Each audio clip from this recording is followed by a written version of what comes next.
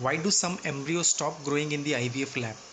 If you have gone through IVF, you may have heard your IVF doctor or embryologist say some of your embryos stop developing, that is, got arrested, and we had to discard them. There are some unlucky women who end up with no embryos to transfer because all their embryos stop developing at some point during the pre-implantation growth. Why does this developmental arrest or embryos happen? Are there any ways to prevent it? About 15% of IVF embryos arrest during mitosis, that is during cell division, at the 2 cell to 4 cell stage. Some arrest immediately following fertilization and will not divide past the 1 cell stage. Over half of all arrested human embryos display chromosomal abnormalities, that is genetic defect. This means the commonest reason of the in vitro developmental arrest is a genetic problem, which prevents the growth of abnormal embryos. However, this is not the only reason for the arrest.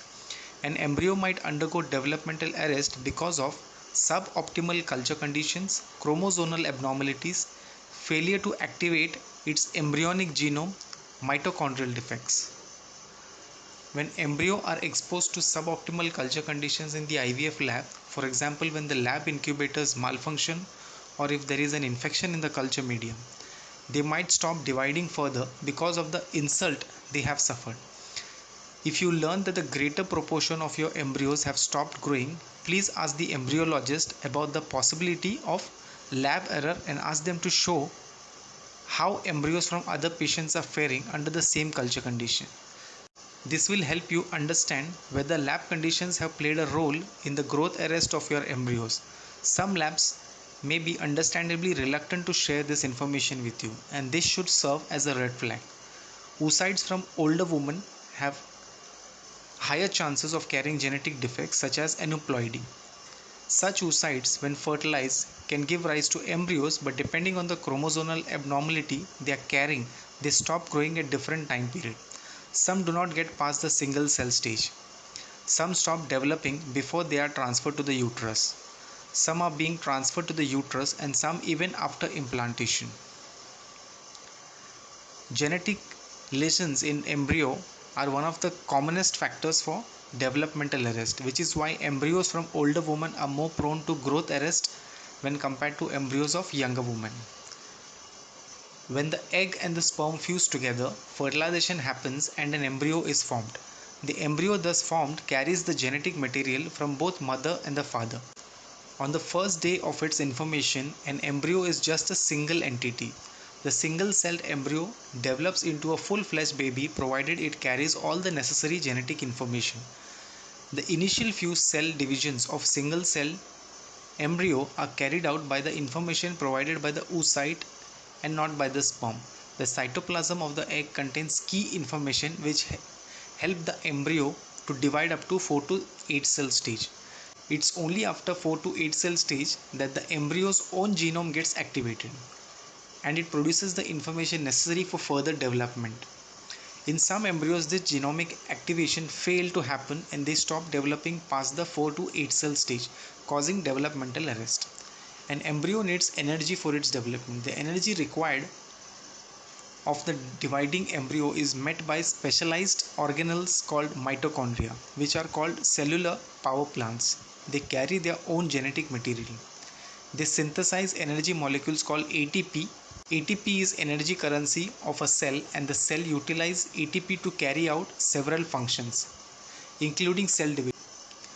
Because the mitochondria are found in the cytoplasm, the embryo gets all its mitochondria from the mother, from the oocyte cytoplasm. The mitochondria from the sperm are immediately degraded after fertilization. When the eggs from a woman of advanced maternal age are used to form embryos, there is a high possibility that these mitochondria are genetically or functionally defective.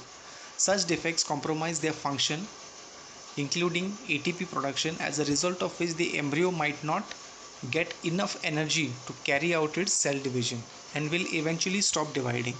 This kind of mitochondrial dysfunction of oocyte has been proposed as one of the causes of developmental arrest. It has been shown that when the cytoplasm from the oocyte of young woman is transferred to the oocyte of older woman, the developmental capacity or capability of the embryo was restored.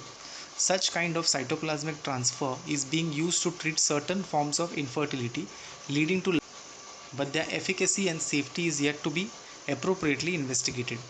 Once you find out embryos have arrested in vitro, can anything be done to revive them? Sadly, the answer is no. The arrest is irreversible and these embryos cannot be rescued. The important thing is to document this and learn from it so you can improve your chances of success in your next cycle. If you are an older woman, you have experienced developmental arrest of your embryos, donor oocytes can be a very good alternative option to have a baby. If you are young and if you are informed that all your embryos have arrested, you should consider changing the IVF clinic. If this situation repeats itself, cytoplasmic transfer is one treatment option which you could explore. But this treatment is still in its infancy and it's not practiced widely. If you are undergoing IVF, you should be aware that a very small percentage of your embryos can arrest during their development in IVF lab, and this is quite normal. You should always ask your IVF clinic to provide you with photos of your embryos.